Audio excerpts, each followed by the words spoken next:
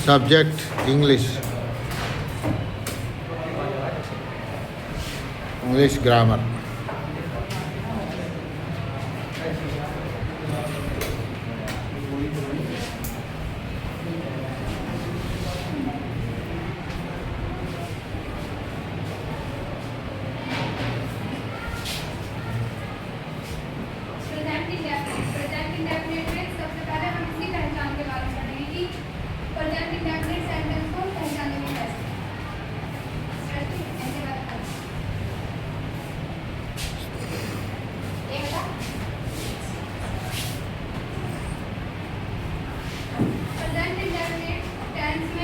जब भी कोई भी हमें हिंदी वाक्य मिलेगा उसमें हमें सबसे पहले देखना है कि जो हिंदी वाक्य होता है उसके अंत में, हिंदी वाक्य के अंत में ता है, ती है, ते है शब्द आने चाहिए। अगर वे शब्द हिंदी वाक्य के अंत में नहीं है तो प्रेजेंट इंडेफिनिट सेंटेंस को नहीं है।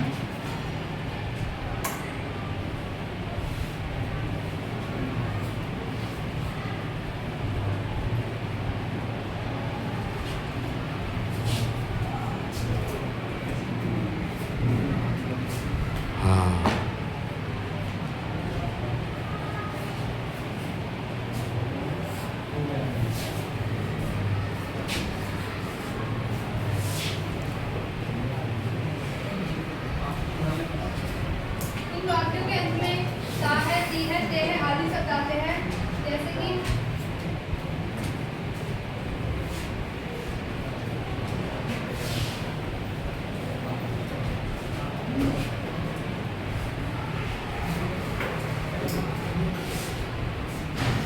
वह खाना खाता है, तो ये हमारा प्रेजेंट इंडेफिनिट सेंटेंस है।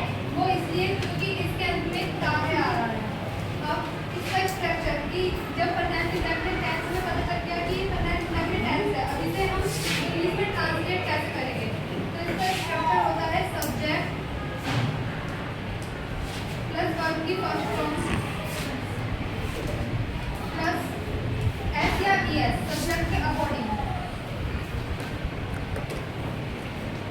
Plus object plus other verb. अब इस स्ट्रक्चर को देख के हमें ये सेंटेंस बनाना है। फर्स्ट हमें सब्जेक्ट लेना है। सब्जेक्ट है वह खाना खाता है, तो हमने पहले सब्जेक्ट ले लिया है ही। ही हमने इसलिए लिया है क्योंकि इस सेंटेंस में कोई लड़का है। अगर वह खाना खाती है तो हम सी लेते, लेकिन वह खाना खाता है इसलिए हमने सी लिया है। फिर हमें वर्ब की फर्स्ट फॉर्म लिखनी है। अब इसमें वर्ब क्या है?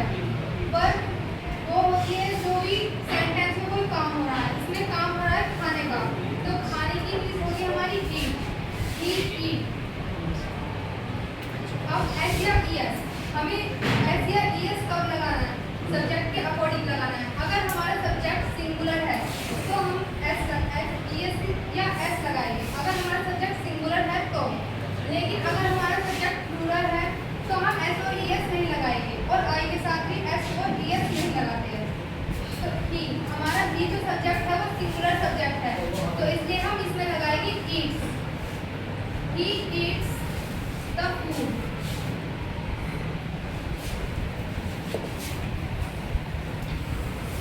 He eats the food. ये हमारा सब्जेक्ट हो गया, ये हमारी वर्ब की फर्स्ट फॉर्म होगी। एस और ईएस हमने इसमें सब्जेक्ट के अकॉर्डिंग लगाया है। अगर इसमें होता वे खाना खाते हैं तो हमारा सब्जेक्ट बदल जाता दे। फिर ईट की जगह हम यहाँ पे एस नहीं लगाते क्योंकि जो हमारा सब्जेक्ट है वो प्लूरल है, तो प्लूरल में एस और एस नहीं लगाएंगे। इसलिए हमारा वे खाना खाते हैं तो हमारा सेंटेंस बनेगा दे ईट द फूड। यह हमारा प्रेजेंट इंडेफिनिट